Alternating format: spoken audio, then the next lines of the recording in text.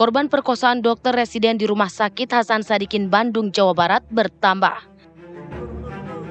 Polda Jawa Barat menyebut ada 2 orang korban lagi, yaitu pasien yang sedang dirawat di Rumah Sakit Hasan Sadikin. Polisi menyebut ada 2 orang lainnya, korban perkosaan Priguna Anugrah. 2 orang korban itu adalah pasien di Rumah Sakit Hasan Sadikin Bandung yang berusia 21 tahun dan 31 tahun. Saat peristiwa terjadi, keduanya sedang menjalani perawatan di rumah sakit. Pelaku berdalih akan melakukan uji alergi obat kepada korban dengan memberikan bius. Setelah itu pelaku memperkosa korban. Peristiwa itu terjadi pada tanggal 10 dan 16 Maret 2025. Usai peristiwa tersebut, 2 orang korban mengaku merasa pusing dan sakit di bagian alat vitalnya. Sejauh ini, polisi baru mengantongi bukti CCTV dan bukti lainnya untuk 1 pelaku. Dari Jakarta, Alvin Saputra, Ziko Fernando, TV One mengabarkan. Ya pemirsa, kelanjutan dari kasus ini, Polda Jawa Barat telah membuka posko pengaduan bagi masyarakat yang merasa menjadi korban tindak asusila oleh dokter residen PPDS Anestesi Unpad Priguna Anugrah Pratama. Dan kasus perkosaan yang dilakukan calon dokter spesialis anestesi Priguna Anugrah di Rumah Sakit Hasan Sadikin Bandung ternyata terus bergulir, bahkan diduga jumlah korban bertambah. Polisi menyebut ada dugaan 2 pasien di Rumah Sakit Hasan Sadikin Bandung yang ternyata juga menjadi korban saat keduanya dirawat. Oleh karena itu, polisi membuka posko pengaduan untuk memfasilitasi dan mendampingi pelapor. Selain itu, posko pengaduan ini juga dibuka untuk memberi ruang bagi korban lain yang sejauh ini belum berani melapor. Priguna sendiri telah ditetapkan sebagai tersangka tentang tindak pidana kekerasan seksual dengan ancaman hukuman 12 tahun penjara.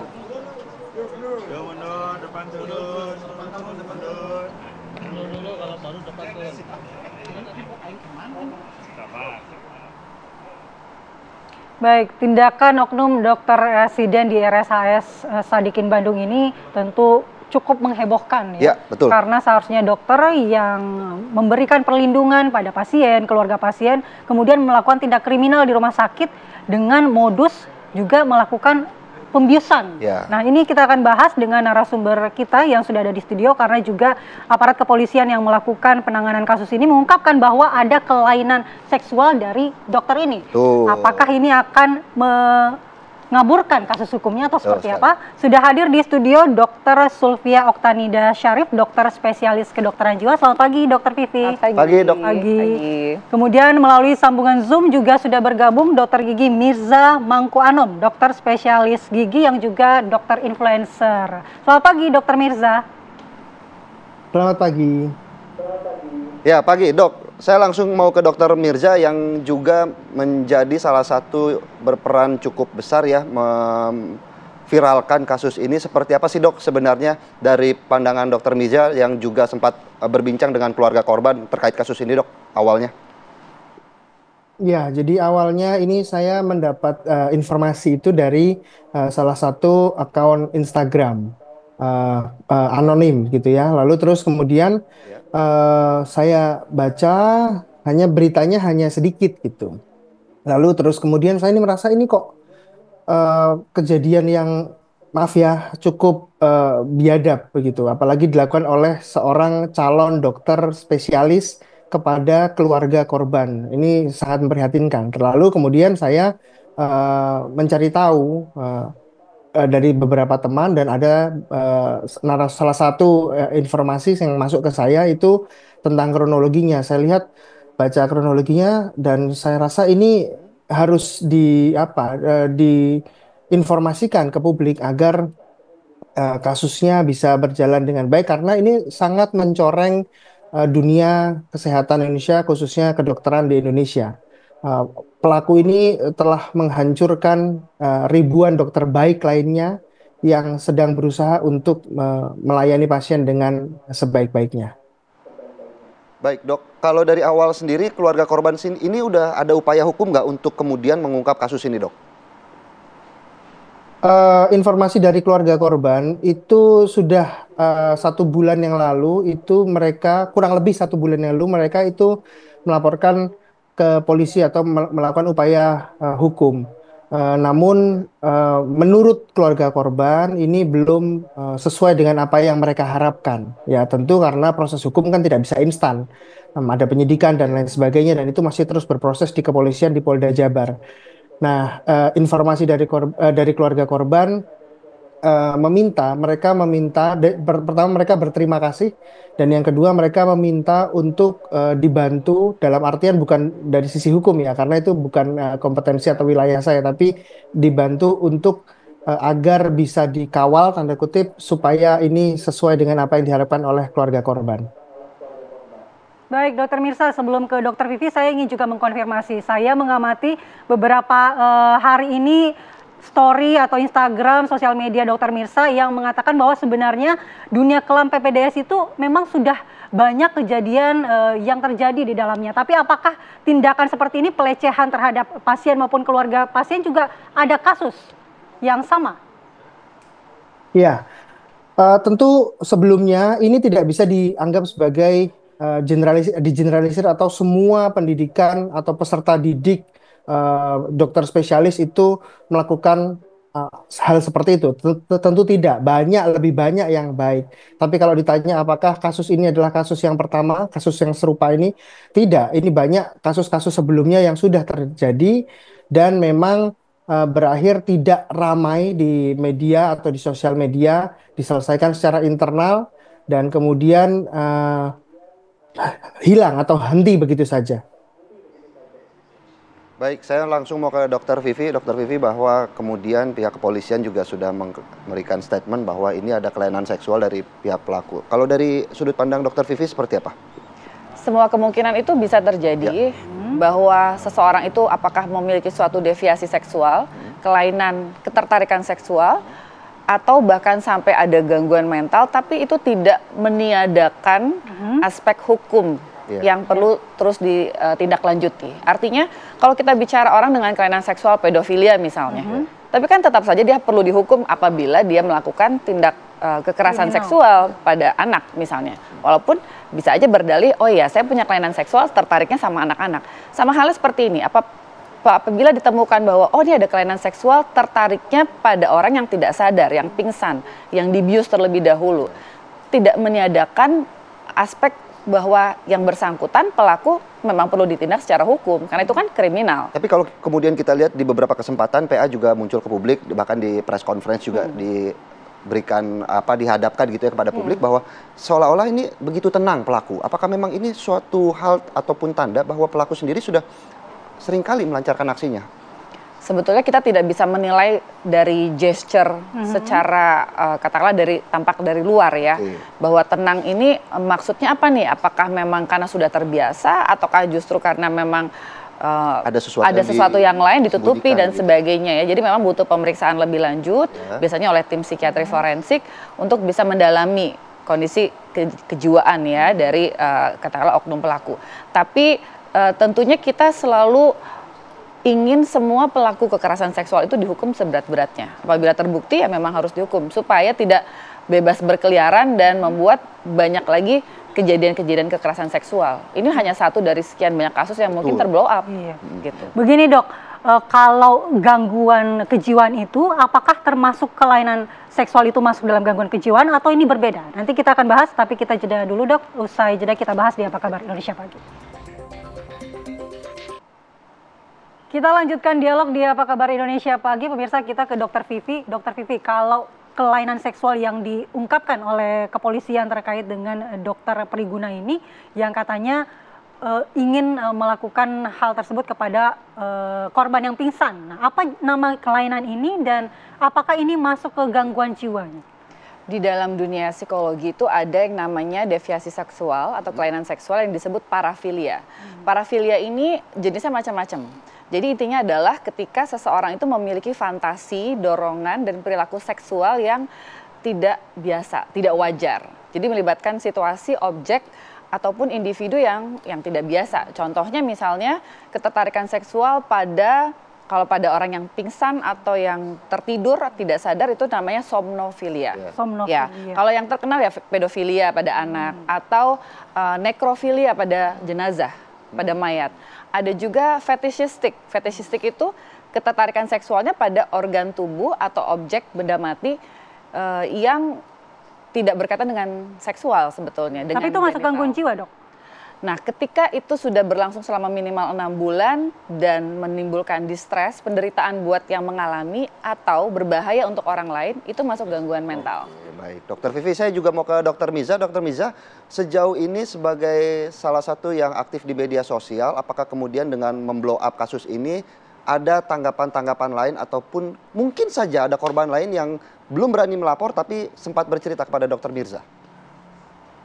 Terkait kasus yang di RSHS ini, sejauh ini belum ada korban yang melapor, atau mungkin saya belum sempat baca karena kebetulan direct message yang masuk cukup banyak. Itu belum ada, hanya satu korban atau satu keluarga, dua orang keluarga korban yang melapor pada saya untuk minta dibantu. Baik, direct message yang cukup banyak, apa isinya, Dok? Tentu menceritakan hal serupa. Kisahnya saat banyak dari rekan-rekan konsulen atau dokter spesialis yang menceritakan kisahnya saat mereka menjalani program pendidikan spesialis. Ada juga peserta didik atau residen yang sedang menjalani program spesialis menceritakan kisah-kisahnya. Sebagian sebagian saya share ya, itu kalau sudah dapat izin dari sang pengirim chat gitu. Sebagian sebagian besar tidak gitu. Tapi intinya yang ingin saya sampaikan artinya Mirza, dengan banyaknya kasus apalagi ini, gimana? Kalau terkait dengan kasus ini, komentar-komentar yang masuk di sosial media Dokter Mirza seperti apa respon dari netizen?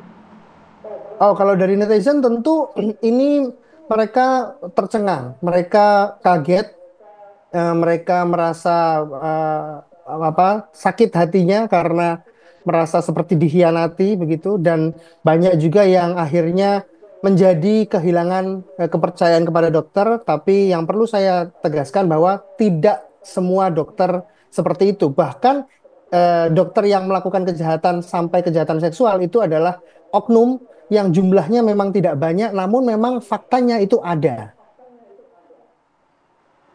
Tapi Dokter Mirza, bagaimana kemudian awal memblow up kasus ini? Apakah Dokter Mirza juga sempat kepikiran begitu ya? Artinya kan ini kan akan memberikan efek yang cukup besar terkait profesi dokter. Iya, mungkin ada komplain juga dari rekan sejawat. Ya, betul. Bagaimana Dokter Mirza? Iya, jadi hal seperti ini bukan pertama kali yang saya lakukan. Saya sudah sering melakukan hal seperti ini karena bukan hanya di bidang kedokteran, di bidang apapun, di dunia, di sektor profesi apapun gitu. Karena menurut saya kejahatan yang ditutupi itu bukanlah cara terbaik untuk menyelesaikan masalah. Yang harus kita lakukan adalah tidak denial, menerima memang itu fakta dan berbenah gitu. Jadi tujuan saya ini sebenarnya adalah ingin mengembalikan marwah dan martabat dunia kedokteran. Karena memang profesi ini adalah profesi yang menurut saya itu mulia. Ya, jadi jangan sampai ada oknum-oknum jahat yang mengotori profesi yang mulia ini. Begitu. Ya, menurut Dokter Mirza, evaluasi dan pengawasan seperti apa yang harusnya dilakukan dalam lingkungan pendidikan PPDS, Dok? Karena kan Dokter Mirza pernah mengalami, Dokter Vivi juga pernah mengalami. Ya. Seperti apa menurut Dokter Mirza? Ya, baik. Jadi kalau saya boleh berpendapat ya, jadi saat masuk ke mendaftar untuk menjadi peserta didik spesialistik itu kan memang sudah ada tes psikologi, bahkan ada MMPI juga. Namun kemudian selama pendidikan itu apakah ada tes psikologi rutin atau berkala? Karena ini kan perlu, karena saat masuk tentu bisa saja psikologi seorang itu disiapkan. Namun setelah pendidikan mereka terpapar begitu, terus kemudian stresor, pressure yang besar, itu bisa sangat bisa mengubah psikologi seseorang. Dan menurut saya ini perlu dilakukan evaluasi secara rutin. Kemudian yang kedua, ini menyedihkan karena di rumah sakit kejadian ini. Jadi mungkin harus diadakan lagi pengawasan yang ketat dari pihak rumah sakit, dari pihak dan juga dari pihak fakultas atau dari pihak center karena sebagai penanggung jawab peserta didik gitu. Baik, Baik, Dokter Miza, mungkin sedikit saja sedikit cerita tadi juga bagaimana Dokter Miza banyak mendapatkan cuitan-cuitan ataupun komentar dari mahasiswa PPDS. Rata-rata ada yang bercerita apa, Dok? Karena dunia kelam PPDS juga menjadi salah satu sorotan saat ini. Iya, jadi ini kasus-kasus yang memang mungkin mengejutkan, tapi memang banyak yang terjadi. Salah satu di antaranya adalah ya yang terjadi yang baru-baru ini, pelecehan seksual, lalu perselingkuhan itu banyak sekali ya, perselingkuhan hingga akhirnya suami atau istri sahnya bercerai dan lain sebagainya gitu. Lalu bullying ya, kita ingat bahwa beberapa bulan lalu ada kasus yang di Semarang cukup viral dan besar juga kasus itu. Bullying itu banyak sekali dan tanda kutip pemerasan ya, dan juga apa ya, pelecehan-pelecehan ini yang paling banyak, perselingkuhan dan pelecehan. Namun ini tidak sepenuhnya diketahui oleh pihak kampus atau pihak universitas atau pihak rumah sakit. Nah, dari situ berarti bisa kita tarik kesimpulan bahwa ini pengawasan ini harus lebih diperketat lagi atau diperbaiki lagi. Baik, saya langsung Dokter Vivi, cukup menarik, banyak viral. Sependapat? Saya sependapat, karena pada dasarnya ini adalah kita lagi men-spotlight satu area di mana hampir semua permasalahan antar manusia ada. Kalau kita bicara perselingkuhan, bicara pelecehan, kekerasan seksual, itu sebenarnya di semua bidang. Kalau kita lihat sekarang ini nggak hanya di dunia kedokteran, di dunia pendidikan perguruan tinggi, dunia aparat penegak hukum, artinya ini ada fenomena ini di masyarakat. Nah, memang disayangkan ketika terjadi di dunia kedokteran, di mana ini dianggap sebagai suatu dunia di mana profesi yang mulia gitu ya. Orang-orang yang memang akan menjadi orang-orang yang membantu masyarakat.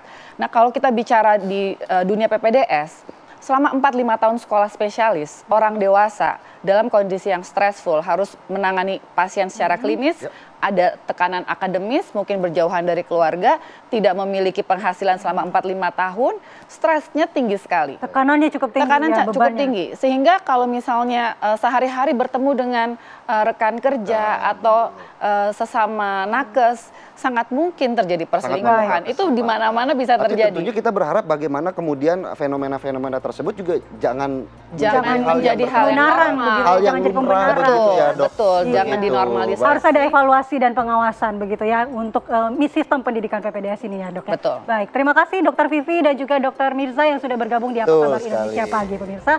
Akhir kata saya Andi Kumala undur diri dan juga saya Filipus Yonaso sekaligus pamit undur diri. Aura kasih lari pagi. Cakep. Terima kasih telah menyaksikan Apa Kabar Indonesia Pagi. Sampai jumpa. Sampai jumpa.